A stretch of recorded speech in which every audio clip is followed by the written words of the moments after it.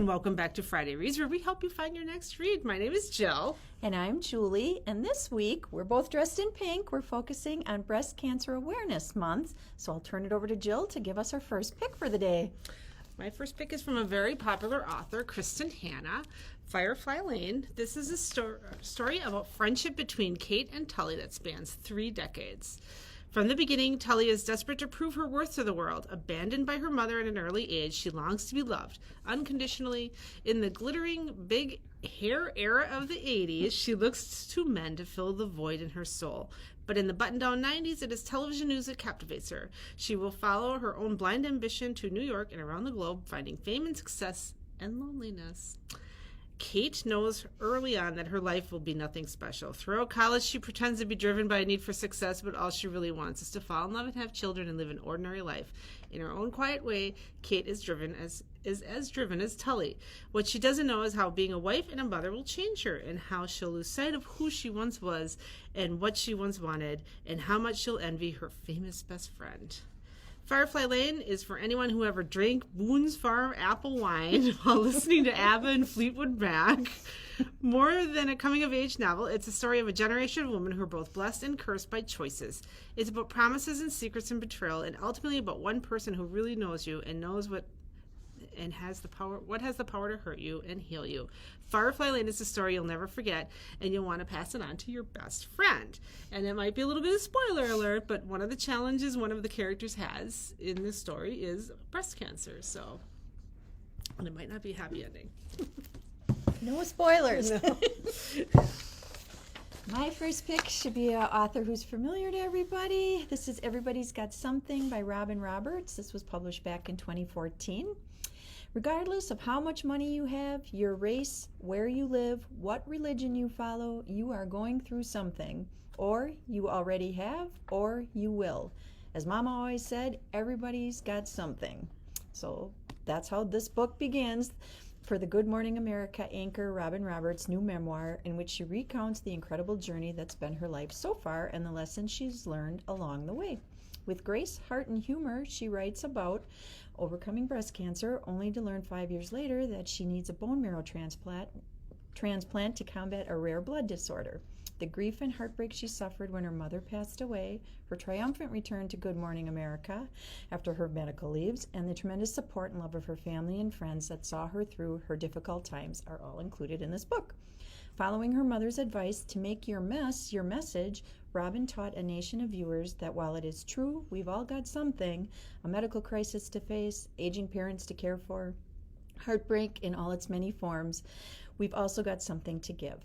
Hope, encouragement, a life-saving transplant, or a spirit-saving embrace. As Robin has learned, and what readers of her remarkable story will come to believe as well, it's all about faith, family, and friends, and finding out that you are stronger, much stronger than you often think.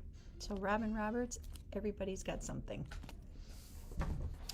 My next one is a quick read. It's kind of a thin one. It's called Being Held by God by Nanette Jodar. This is an autobiographical account of local author Nanette Jodar's journey with breast cancer. On May 30, 2008, Nanette received a diagnosis for inflammatory breast cancer. The disease had spread to her liver and the surrounding lymph nodes, up to her thyroid. In the medical field, this is the worst of the worst diagnosis, definitely ending in death. With a broken heart and dwindling hope, Jodar began to pray and take action. Then 2 weeks later, the tumor's hotspots were gone. Was it a miracle or a misdiagnosis? Jodar talks about seeking advice from an herbal doctor, changing her diet, prayer, and a belief she was being guided towards her course of a cure. So if you want a real-life account of somebody who lives in the Kimberly area, this is the one for you. My second pick is also from our nonfiction collection. This is called The Dog Lived, and So Will I, a memoir by Teresa Ryan. This was published back in 2012. This book reminds us that animals are among our best teachers, our most powerful healers, and our most steadfast friends. This author vowed to get things right this time around. New boyfriend, new house, new dog, maybe even a new job. But shortly after she adopted Seamus, the beagle, vets told Teresa that he had a malignant tumor and less than a year to live. The diagnosis devastated her, but she decided to fight it, learning everything she could about the best treatment for CMIS.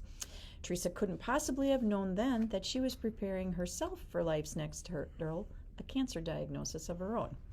She forged ahead with survival, battling a deadly disease, fighting for doctors she needed, and bearing her heart for a seemingly star-crossed relationship. The Dog Lived and So Will I is an uplifting and heartwarming story about how dogs steal our hearts, show us how to live, and teach us how to love. It's a funny book. It's about relationships and surviving life's challenges with both humor and grace. It's perfect for fans of Marley and Me, The Middle Place, A Dog's Purpose. So, The Dog Lived and So Will I. I love that title. So my next one is for if people who might have breast cancer and some of their challenges. It's called Pretty Sick, The Beauty Guide for Women with Cancer, How to Look Your Best When You Feel Your Worst. This is by Caitlin Kiernan. When beauty editor Caitlin Kiernan received this shattering diagnosis of cancer, she was obviously concerned about her health. But as a working professional, she knew she had to learn quickly how to look her best while feeling her worst. Caitlin called on her list of extensive contacts, from top medical doctors to hairstylists, makeup artists, and style mavens, to gather the best and most useful tips to offset the unpleasant effect of treatment. The result is this comprehensive beauty guide for women with cancer, covering every cosmetic issue, from skincare to hair care, wig shopping, nail maintenance, makeup tricks, and much, much more. Illustrated with charming drawings by Jamie Lee Reardon and peppered with advice from celebrities and cancer survivors, Pretty Sick will be a welcome and trusted resource helping women look and feel their best. Oh, that's awesome. My third pick is a little lighthearted. From the author of the critically acclaimed The Regulars comes this deeply funny and thoughtful tale of a young woman who, after discovering she has the breast cancer gene, embarks on an unforgettable bucket list adventure. 25-year-old Lacey Whitman is blindsided when she's diagnosed with the BCR-A1 gene mutation, the breast cancer gene. Her high hereditary risk forces a decision: increased surveillance or the more radical step of a preventative double mastectomy. Lacey doesn't want to lose her breasts. For one, she's juggling 2 career paths: her work with the prestigious New York trend forecaster Hoffman House, and her role on the founding team of a sustainable fashion app with friend mentor Vivian Chang. Secondly, small-town Lacey's not so in touch with her sexuality. She doesn't want to sacrifice her breasts before she's had the chance to give them their heyday. To help make her choice, she and her friends create a boob bucket list. Everything she wants to do with and for her boobs before a possible surgery. Told you a little more lighthearted in this one. This kicks off a year of exploration and entertainment for the quick-witted Lacey Whitman. Ultimately, this is a story about Lacey's relationship to her body and her future. Both are things she thought she could control through hard work and sacrifice. Both are things she will change by choosing to have a major surgery that could save her life and will give her the future she really wants. So if you're fans of like Amy Pepple, Sophie Kinsella, this book, The Bucket List, might be the book for you. You can even tell it's got kind of a tongue-in-cheek cover. Yeah, those cupcakes. They're amazing. The next one is Barbara Delinsky's Uplift, Secret to the Sisterhood of Breast Cancer Survivors. Best-selling author Barbara Delinsky, whose life has been shaped by her mother's breast cancer as well as her own, has created the book she wished existed when she went through her treatment. Uplift is a one-of-a-kind collection of anecdotes and advice told in the words of everyday women of all ages who are part of the ever-growing sisterhood of breast cancer survivors. You won't find medical advice or technical matters discussed here, but you will find all the things that only someone who's been there can tell you about. What kind of deodorant can I use during radiation? Are there certain foods that really satisfy on treatment days? Is there romance after breast cancer? Uplift isn't only for those with breast cancer. Friends and family can read it to find out what they can do best to help. There are even some quotes from men in this. Practical, warm, funny, reassuring, supportive, personal. The insights by the contributors to Uplift reveal how they faced their fears and came through their ordeal, ready to get on with a life, love, career, and family, and how you can too. So, if you're looking for little anecdotes and stuff, Uplift. My fourth pick is Dancing on Broken Glass by Ka Hancock, published in 2012. This is a debut novel and offers an intimate look at one couple's unconventional marriage that survives against all odds. Lucy Houston and Mickey Chandler probably shouldn't have fallen in love, let alone gotten married. They're both plagued with faulty genes. He has bipolar disorder, and she has a ravaging family history of breast cancer. But when their paths cross on the night of Lucy's 21st birthday, sparks fly, and there's no denying their chemistry. Cautious every step of the way, they are determined to make their relationship work, and they put it all in writing. Mickey promises to take his medication. Lucy promises not to blame him for what is beyond his control. He promises honesty, she promises patience. Like any marriage, they have good days and bad days, and some very bad days. In dealing with their unique challenges, they make the heartbreaking decision not to have children. But when Lucy shows up for a routine physical just shy of their 11th anniversary, she gets an impossible surprise. Suddenly, all their rules are thrown out the window, and the two of them must redefine what love really is. It's an unvarnished portrait of a marriage that is both ordinary and extraordinary. Dancing on Broken Glass takes readers on an unforgettable journey of the heart. Cool. So my last one is called Cancer Vixen, a true story by Marissa Acola Marchetto. What happens when a shoe-crazy, lipstick-obsessed, wine-swilling, pasta-slurping, fashion fanatic, single forever, about to get married, big city girl cartoonist with a fabulous life finds a lump in her breast? That's the question that sets this powerful and funny graphic memoir in motion. In vivid color with taboo-breaking sense of humor, Marissa Acola Marchetto tells her story of her 11-month, ultimately triumphant bout with breast cancer, from diagnosis to cure and every challenging step in between. But Cancer Vixen is more about surviving an illness. It is a portrait of one woman's supercharged life in Manhattan and a wonderful love story. Marissa's self-described terminal bachelorette meets her Prince Charming in Silvano, owner of a chic downtown restaurant, Da Silvano. 3 weeks before their wedding, she receives her diagnosis. She wonders how he will react to this news.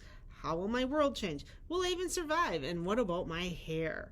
From raucous New York staff lunches and star-studded crowds at Silvano's restaurant to the rainbow pumps Marissa wears to chemotherapy, Cancer Vixen is totally original. Marissa's wit and courage are an inspiration. She's a Cancer Vixen, not a victim. And it's a graphic novel, so if you like that kind of thing, I think that's a little different. Cool. My last pick today is actually a DVD. I picked Ordinary Love from 2019. Joan and Tom have been married for many years. There's an ease to their relationship that only comes from spending a lifetime together, and a depth of love which expresses itself through tenderness and humor in equal parts. When Joan is unexpectedly diagnosed with breast cancer, the course of her treatment shines a light on their relationship as they are faced with the challenges that lie ahead and the prospect of what might happen if something were to happen to her. The movie stars Liam Neeson and Leslie Ann Manville. The movie's bookended by 2 Christmases, taking us through 12 months of medical tests, surgeries, therapeutic treatments, their side effects, and the aftermath.